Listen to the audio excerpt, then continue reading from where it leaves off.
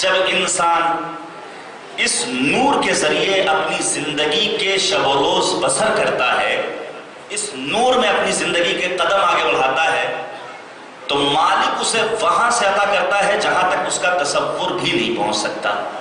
توجہ کیجیے گا، قرآن ایک نور ہے، جب انسان اس نور کے ذریعے اپنی زندگی کے قدم آگے بڑھاتا ہے تو مالک وہاں سے عطا کرتا ہے جہاں تک کسی ایک عام انسان کا تصور بھی نہیں پہنچ سکتا۔ اگر انسان نور قرآن کے سائے میں اپنی زندگی بڑھائے تو وہ کائنات کا خدمت گزار نہیں بنتا ہے، بلکہ کائنات کا ذرہ ذرہ اس کی خدمت کے لیے تیار رہتا ہے۔ وہ خادم کائنات نہیں بلکہ مخدوم کائنات قرار پاتا ہے۔ اگر انسان قرآن کے سائے میں زندگی بسر کرے، سنگریزے ہاتھ میں لے لے تو سنگریزے ہیرے اور جواہرات میں تبدیل ہوتے ہوئے نظر آتے ہیں۔ اگر انسان قرآن کریم کے نور تلے اپنی زندگی کے شب و روز بسر کرے، اگر مٹی کی دیوار کو اشارہ کرے تو وہ مٹی کی دیوار سونے کی دیوار میں تبدیل ہوتی ہوئی نظر آئے۔ اگر انسان خود کو قرآنی بنا لے تو پانی کے قطرات اگر ہتھیلی میں آ جائیں تو وہ زر و جواہرات میں تبدیل ہوتے ہوئے نظر آئیں۔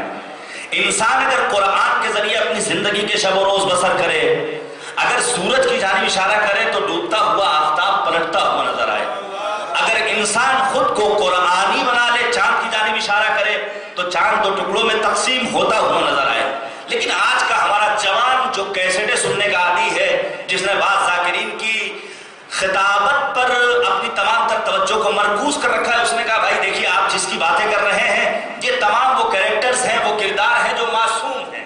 توجہ کیجئے گا میرے عزیزوں، یہ معصوم ہستیاں ہیں۔ چاند کو دو ٹکڑوں میں تقسیم کرنے والا معصوم، سورج کو پلٹانے والا معصوم، زر و جواہرات میں خاک اور سنگریزوں کو تبدیل کرنے والا معصوم۔ میں نے کہا تم نے اگر تاریخ اسلام کا مطالعہ کیا ہوتا تو اس کائنات میں ہیں ایسی غیر معصوم ہستیاں جنہوں نے خود کو قرآنی بنا لیا تو پروردگار نے انہیں وہاں سے عطا کیا جہاں تک ہمارا تصور بھی نہیں پہنچ سکتا۔ سنیے آپ نواز ادب ڈاکٹر پیام اعظمی کے 6 مصرے، سمجھ میں آ جائے گا کہ غیر معصوم لیکن قرآن سے وابستگی اس حد تک کہ معصوم بھی سلام کرتا ہوا نظر آتا ہے۔ بس گئی مریم و حوا سے طہارت جس کی، گفتگو بن گئی قرآن کی آیت جس کی ہے ممدوح الہی نے بھی مدحت جس کی، کم نہیں بوذر و سلمہ سے جلالت جس کی، رشک فضہ پہ تمام اہل عرب کرتے تھے، انتہا یہ ہے کہ حسنین ادب کرتے تھے۔ فضہ معصومہ نہیں ہے، غیر معصومہ ہے، لیکن قرآن سے اس حد تک وابستگی ہے کہ مالک نے وہاں سے عطا کیا جہاں تک ہمارا اور آپ کا تصور بھی نہیں پہنچ سکتا ہے۔ توجہ کیجئے گا عزیزان گرامی، جناب فضہ نے پیغمبر کی دعوت کا اہتمام کیا۔ میزبان کون؟ فضہ۔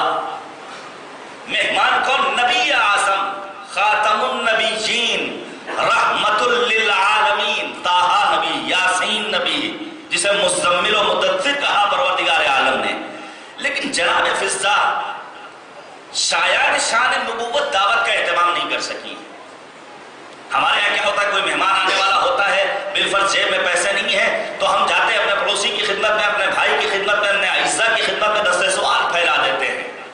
بڑا آسان مرحلہ ہوتا ہے، کاش امام سید الساجدین زین العابدین علی بن الحسین علیہ السلام کی دعاؤں کا مجموعہ یعنی کتاب صحیفہ سجادیاں نگاہوں کے سامنے ہم نے رکھا ہوتا، اور اس کے بعد پروردگار کو اپنی تمام تر نیاز اور اپنی حاجات کا مرکز قرار دیا ہوتا، جہاں امام سجاد اپنے جد امیر المؤمنین کی سیرت کی اتباع کرتے ہوئے دستے سوال پھیلاتے ہیں تو مالک کریم کی بارگاہ میں فضہ نبی کی دعوت کر رہی ہیں لیکن شایان شان نبوت دعوت نہیں کر سکی۔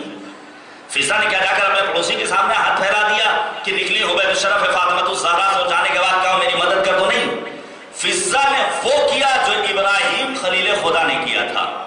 الحمدللہ مستقل مجلس آپ سنتے رہتے ہیں، 2 مہینہ 8 دن یہاں کی انتظامیہ کی کوشش ہوتی ہے کہ اچھے افراد کو جو کچھ دین کی باتیں آپ کے سامنے بیان کریں۔ آپ نے جناب ابراہیم کا وہ مکمل واقعہ بارہا سنا ہوگا، لیکن آج اس زاویے سے سنیے، جناب فضہ نے نبی کی دعوت کا اہتمام کیا، لیکن شایان شان نبوت جب دعوت کا اہتمام نہیں کر سکی تو وہ کیا جو ابراہیم خلیل خدا نے کیا تھا۔ اب ذرا تصور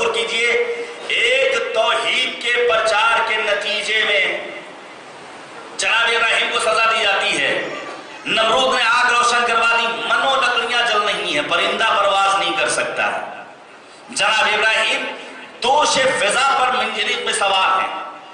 ये मिसाल समझे सुनी होगी, डूबते हुए इंसान को तिनके का सहारा काफी होता। जनाब इब्राहिम दोष फिजा पर, आसमान से फरिश्ता चला, सैयदुल मलाइका आने के बाद आवाज देते हैं, इब्राहिम हल लका हाजा, इब्राहिम कोई जरूरत का? अम्मा इलैका फला, हाजत तो है लेकिन तुझसे नहीं। किससे है? इल्मुहु बिहाली, मेरे बारे में जानता है, वो तुम्हारी मदद का मोहताज नहीं है। रहनुमा वो है तो मंजिल वही दिखाएगा, नाखुदा वो है तो साहिल वही बताएगा।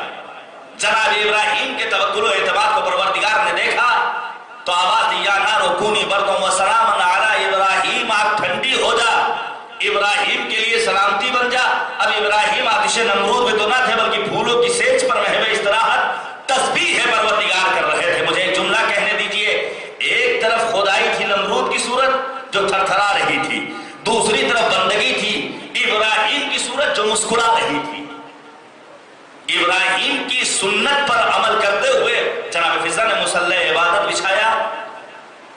वो हदीस नबवी ज़हन में रखिएगा, अगर कुरानी बन जाओगे तो अल्लाह वहां से अता करेगा जहां तक तुम्हारा तसव्वुर भी नहीं पहुंच सकता है।